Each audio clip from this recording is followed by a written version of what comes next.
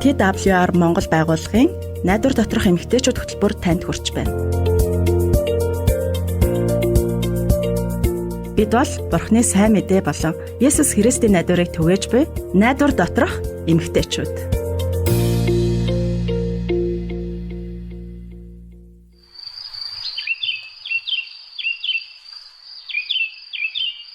Имээ, эднэр ээжигээ олохгүй хашиграад байна. Охин минь ээ, наад уулчин зүгээр л зугаацж байгаа юм. Үгүй имээ, гэрээ олохгүй хашиграад байна. Чиний зөв юм болов? Удахгүй гэрээ олж хуйлгүй дээ.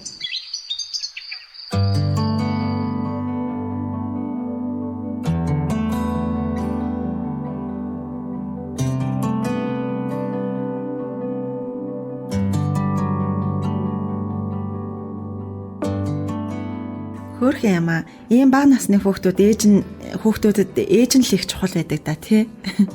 Тийм бас гэрн тий. Ахинд шуунууд ээжигээ гэрээ олохгүй байгаа болохоор хашгираад байгаа юм шиг санагдсан байх л та тий. Эмээ нь ухаантай байгаа зү тий. Өөрийн бодлыг тулгахгүй бас хүүхдүүдийн бодлыг ч гэсэн дэмжиж байна шүү дээ тий. Найдвар доторх эмэгтэйчүүд нэвтрүүлэгтээ та бүхэн тавтай морилно. Би хөтлөгч Жимсээ байна. Би гэрлээ байна. Та нартаа дахин уулзж байгаадаа баяртай байна. Тэгээд эмээгээд бодоод үзье л дээ. Та нарт яг юу санагдаж байна? Сонсогч та эмээ болсон уу? Хэрв эмээнэр манай нэвтрүүлгийг сонсож байгаа бол зарим нь магадгүй ач зээг харж байгаа. Тэгээ манай Монголд хүүхдүүдээ ажил төрөл хийлгүүлэхийн тулд эмээ өвөөнөр ач зээг хараад үлддэг түгээмэл байдаг шүү дээ. Тэр хөдөө хүүхдүүдээс хол байдаг эмээ өвөөнөр харин харж чадахгүй байж магадгүй тий. Ээж маань саяхан эмээ олсон л да. Тэгээд ээж яг үр хүүхдүүдээ хараад тэднийг ямар хөөрхөн юм бэ гэлээ хөөрдөд идэв. Тэгээд нэг аавыгаа өвөө гэж харахаар ямар байна. Тий. Арай залуухан үгүй юу? Тэгэлгүй яах вэ? Аа маань намайг одоо бас удахгүй одоо нөгөө хөгжрөхөөр эмээ олондоо л гэд байдгийн. Би бас хизээ нэгэн цагт бас эмээ болох л ах та. Тэгээд гэхдээ хоёр том маань арай гэрлэг байгаа л та. Жохон бага.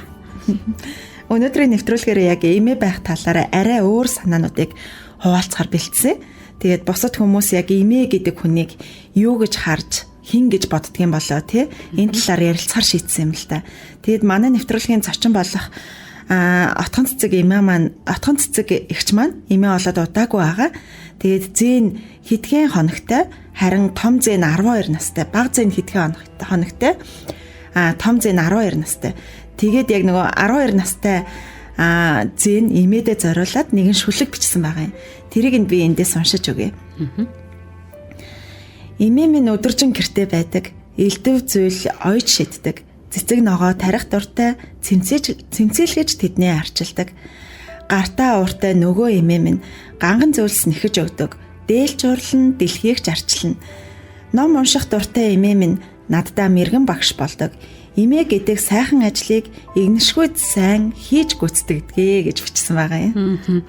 Стон завгүй эмээ байна тий. Тэгэд хүүхдүүдтэй хоол унд хувцас хонор гэд зогсоо зайгуул бэлдэж өгдөг тий. Ном унших, танин мэдгэтэн туслах гээл тий. Эмээнэрийн ач тусаар хүн болсон хороо ертөнцийг таньж мэдсэн олон хүн байдаг да тий. Тэгэд эмээ нь одоо амьд сэрүүн хамтдаа байгаа хүмүүс ч байгаа. Эмээгээ алдсан одоо хүмүүс ч байгаа тий. Тэгээд эмээгээ магадгүй алдсан хүмүүс нь талархаж, дурсаж амьдарч байдаг баха гэж бодож байна. Тэгээд бүгдээрээ эмээнээсээ суралцсан, сайн сайхан дурсамжаараа одоо хөглөгдсөн, өвлөж авсан зүйлс бас их байдаг баха.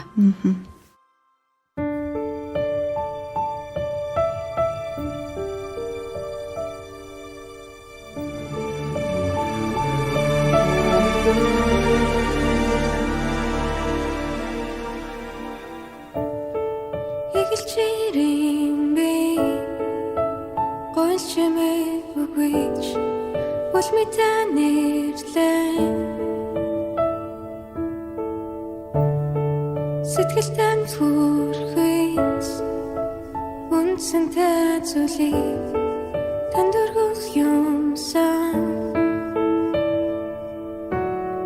сэтгэл шингэгүй дугтаа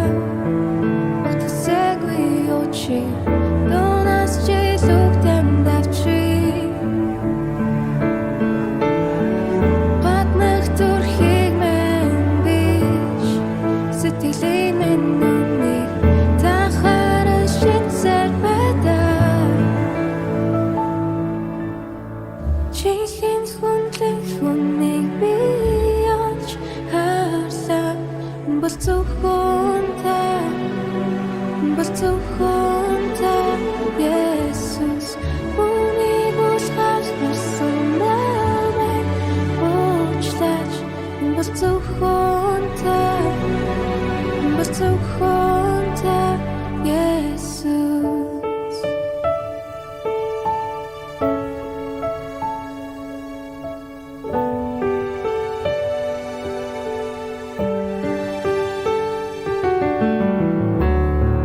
Хязгааргүй үнэтэй тэнийг төгс магтгийж чадас минь хүрэхгүй.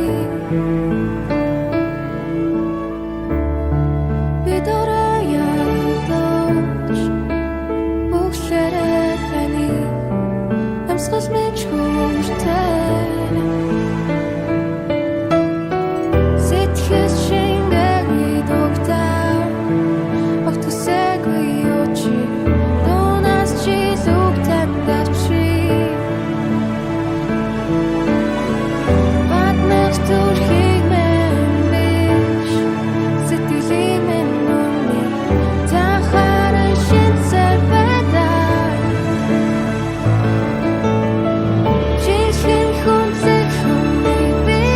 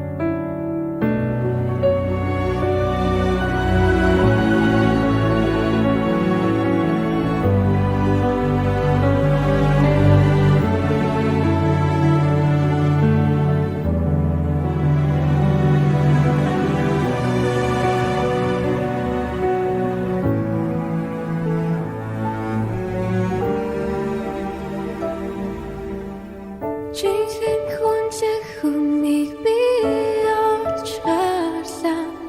Бас зөвхөн та Jesus. Үнийг үсгахсан намайг уучлаач. Бас зөвхөн та Jesus. Чихэн хүнзэх хүмийг би олж харлаа. Бас зөвхөн та Jesus. Үнийг үсгахсан намайг уучлаач. Бас зөвхөн та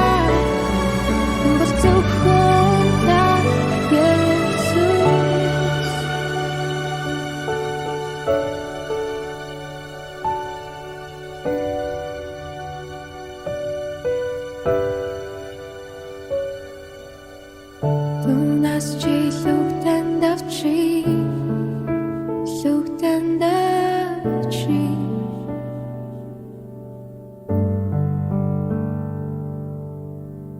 Дунаас чи лүгтэн давчи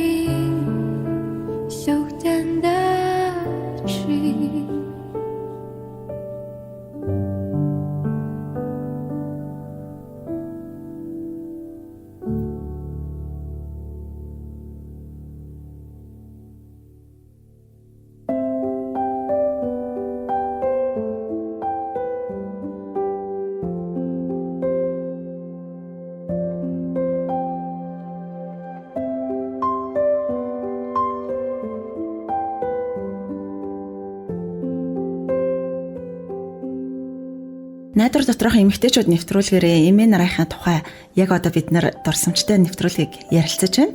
Тэгээ бид нэвтрүүлэгтээ олон ач зээ өсгсөн нэгэн сайхан эмээг урьсан байгаа. За тэгээд сайн байна уу гიშгэ хчээд тэгээд таныг шин зээгээ харж байгаа гэж сонссон. Зэн том болж байна уу? За баярлалаа. Сайн байцгаана уу. Тэглгүй яах вэ? Зэмэн хөөхөн марайлж байгаа. Би зургийг үзүүлэх үү? Хөөрхөн юм би бандажчихсан байж тээ. Тэгээд та одоо 4 дахь зэгээ өсгөж байгаа үстэй тий? Тэ миний дөрөвтгцээ. Энэ зай маань бас дээр яхахтай. Охин маань 2 нялхахтай болохоор би очиж тусалдаг байхгүй юу. Тэгээ ойрхон байдаг болохоор хизээч хамаагүй гүгээл очих гэх. Та ч ач зээнийхээ төлөө үргэлж хичээнгүйлэн залбирдгийг бид нар бас сайн мэдэн штэ. Тэгэлгүй яах вэ? Их чинь хүүхдүүдийнхээ төлөө байнга залбирдгийг. Тэд маань Есүст итгэдэг, Бурхны хайрыг мэддэг, Бурхны замаар алхахдаг хүмүүс болж өсөөсэй гэж үргэлж хүсдэг. Тэгэл би өдөр болгон тэднийхээ л төлөө залбирдаг штэ. Та яг хүүгэндээ очиход танд ямар санагддаг вэ? Ямар мэдрэмж төрдөг вэ? Хүүгэндээ очих сайхан байлгүй яах вэ? Манай ач бүр ямар хөөрхөн гэж. Тэгтээ яах вэ? Одоо хүний амьдрал юм болохоор заримдаа бас асуудал гарнаа. Бэр бид хоёр жаахан санаа нийлдэг үү гэхүүдээ. Тэгээд яах вэ, нэг санаа зүрсэн үедээ би өөртөө бас сануулж хэлдэг. Хэдийгээр миний санаа зөв юм шиг санагдаад хэлчихмээр байсан ч гэсэн би өөртөө эн чинь бол одоо бэрийн минь гэр шүү дээ. Бэрийн минь хүүхдүүдээ гэж өөртөө бас анхааруулж битээ. Хэцүү байдаг ах та тий. Та хүүхдүүдээ өсгөх ч гэсэн туулаад бүгдийг одоо туулаад ирсэн болохоор танд хүүхэд өсгөх зөндөө дуршлагууд бас байгаа штэ тий. Тэгэлгүй яах вэ? Тэгтээ ер нь альва ямыг хэцүү гэж харах юм бол хэцүү. Миний хувьд бол би бэрдээ их хайртай. Бэр маань хүүд минь өөр хүүхдийн төрүүлж өгсөн хүн шүү дээ. Тэгэхээр бэр минь хүүхдүүдээ яаж өсгөж байгааг шүүмжлэнэ гэхээсээ илүү би тэднийхээ санаа бодол үйлдэлийг хүндэлдэг л дээ. За миний хувьд ачнараа салхилуулж гадаа гарч тоглоход нь хамт явах дуртай. Ач хүү маань түүх яриулах их дуртай байдаг юм. Тэгээд ах дүүсийнхээ амьдралыг яриа зогсохгүй би Библийн түүхүүдийг ярилцдаг. Тэндээс одоо суралцах ёстой зүйлийг ачтаа зааж өгдөг байхгүй юу? Тий? Хамт бас дуу сурахч гоё л байдаг шүү дээ хүүхдүүдтэйгээ. Тэгвэл таач Бурхны тухай маш чухал зүйлсийг одоо ач хүүхдүүддээ зааж өгдөг юм байна штэ. Одоо тийм байх гэж л хичээж байна да. Манай ач их хөдөлгөөнтэй хүүхдэлтэй. Бас тэгээд ийм итгэвхтэй төсөөлөн боддог насан дээрээ яваа болохоор нь юм заах гэдэг нэг тийм үргэлж амар хэлбэр байдгүй л те. Тийм байх шүү тий. Өвөө эмээ байх гэдэг чинь одоо тийм ч амар ажил биш юм шиг санагдаад байдгийн. Дамаа нөгөө залуу гэр бүлүүдийн хувьд хүүхэд өсгөхөд өвөө эмээгээ оролцоо маш хэрэгтэй болоод идэг тий. Хүүхэд бүр хайр халамж дүүрэн гэр бүлд хэрвээ өсөх юм бол сайхан штэ хүүхэд алга. Тэгэд манай эмээ биднэрт маш их түүх ярьж өгдөг хүн байсан юм л та. Хэцүү хатуу юм тохиолдвол эмээ дээрээ очиод ярилцаж зөвлөгөөг нь байнга сонсож байсан болохоор одоо эргээд харахаар үнэхээр гоё ээжээ гэж бодогдоод. Тэгэлгүй яах вэ? Ер нь манай бүх эмээ өвөө нар маш их чухал ажил хийж байгаа. Одоо дөнгөж хөлд орж байгаа хүүхдүүдийнхээ араас гүйж тэврээд бүүвэлэх, за тэгэл дуртай хоолыг хийж өгнө, өсвөр насныхныгаа сонсох гэд эцэг эхээс нь илүү ер нь цаг гаргадаг гэж хэлчихэд бас буруутахгүй шүү. Бас тэднийг орон гэртээ байлгах, зарим нэг төлбөр тооцоог нь хийх гэд томоохон асуудлыг одоо аав ээжүүд нь бол зохицуулаад өгчөгдөг. Тийм. Найдвар доторх эмэгтэйчүүд нэвтрүүлэг маань үргэлжилж байна. Ярилцаж байгаа сэдв маань эмээ нарын тухай.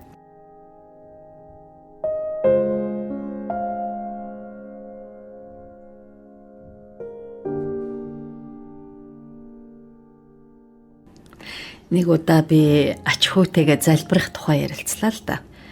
Тэгээд хамтдаа залбирая гэсэн чинь хүү маань өөрийгөө хүүхэд учраас залбирч чадахгүй гэд намайг залбир гэхгүй юу? Тэгээ залбирахт ерөөсөө нас хамаагүй шүү дээ. Харин ч бурханд хүүхдүүдийн залбирахыг илүү их сонсдог гэдгийг би тайлбарлаж өгсөн. Тэгээд хамтдаа ээж аавынхын төлөө залбирлаа. Тэгсэн хүү маань 2-3 өгүүлбэр хэлчихэд амен гэж дуусгачаад эмээ миний залбирал болж байна уу гэд надаас асууж байсан. Хөөдөө залбиралд сайн муу урт богино гэдгээс илүүтэй хамгийн гол нь зүрх сэтгэл чухал шүү гэдгийг л хэлж ойлгуулсан да.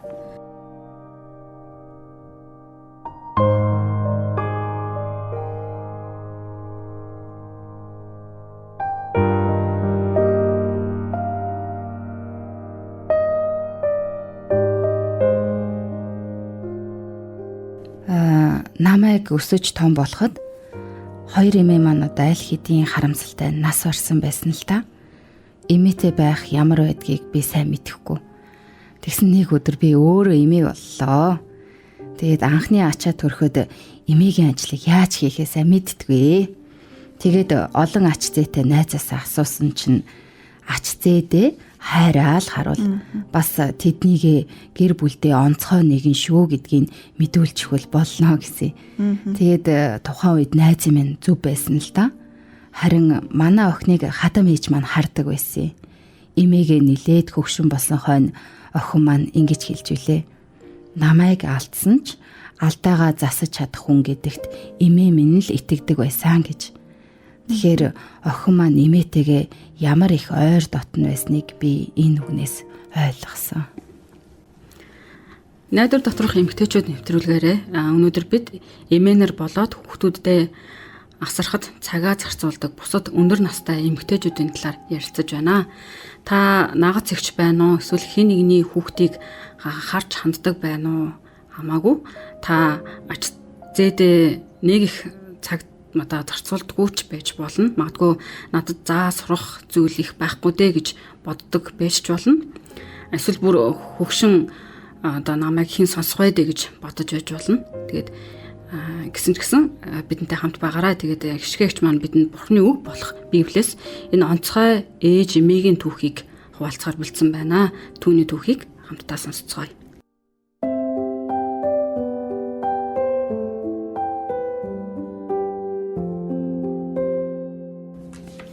За Библиэд нэгэн эмээгийн түүх байгаа.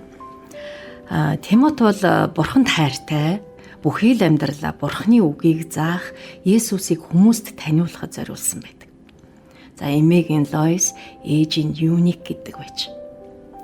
Эмээ нь болохоор ээжийг өсгөж хүмүүжүүлээ зогсохгүй Тимотод Бурхан гэж хэн болохыг тайлбарлаж таниулж өгсөн байдаг. За ингээд эмээ түүнийг их сайн ойлгодог, сонсдог, бэрхшээлээ давхад нь тусалдаг байсан гэдэгт нь бол итгэлтэй байна. За Тимотиг өсөж торнож байх хугацаанд нь эмээгийн зааж байсан зүйлээс болж хичнээн олон хүн Есүсийг хайрлаж сурсныг та бүхэн төсөөлж байгаа баха. За магадгүй та ач зээ нарынхаа дэргэд амьдардгүй ч гэсэн Паул Тимотод урам хайрлсан захидал бичсэн шиг бас тийм захидлыг та бичиж болно. За түүний тухай Паул бичихтэй эмээ ээж нарт нь байсан итгэл түүнд ч бий гэсэн байдаг юм. Тэгэхээр та тэдний төлөө үргэлж залбирч ямар нэг шийдвэр гаргахад нь за хэн нэгэнтэй найзалж нөхөрлөхт нь ажил гэр бүлгээд бүх зүйл дээр нь Бурханаас чиглүүлгийг гуйгаарай. За ингэснээр итгэл бидний дотор амьдрах юм. Тийм болохоор эмээ нараа урамшуулъя.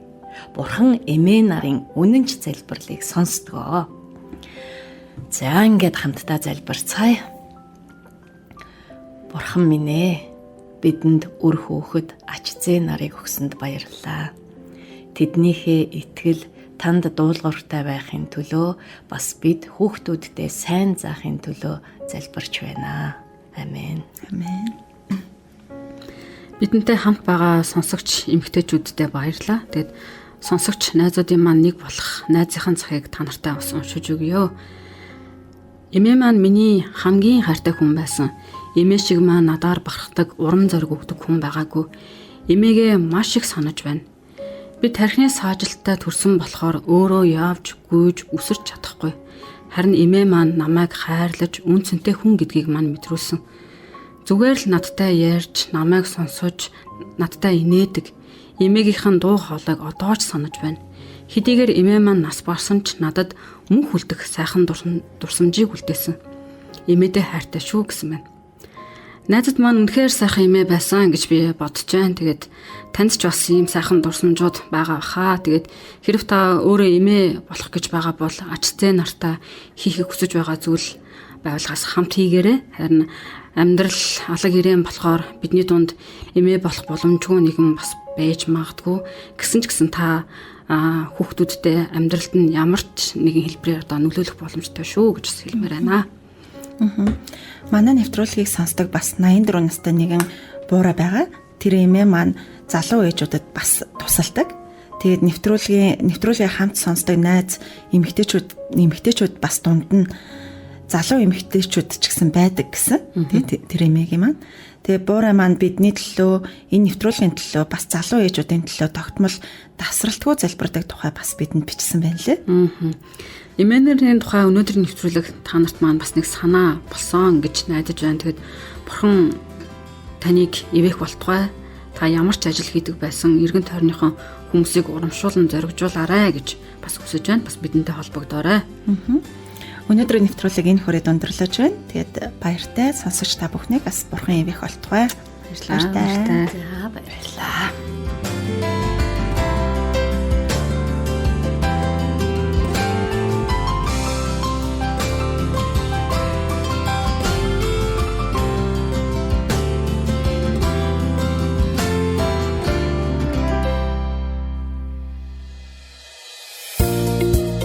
Та TWR Монгол байгууллагын найдвар доторх эмэгтэйчүүд хөтөлбөрийг хүлээн авч сонслоо.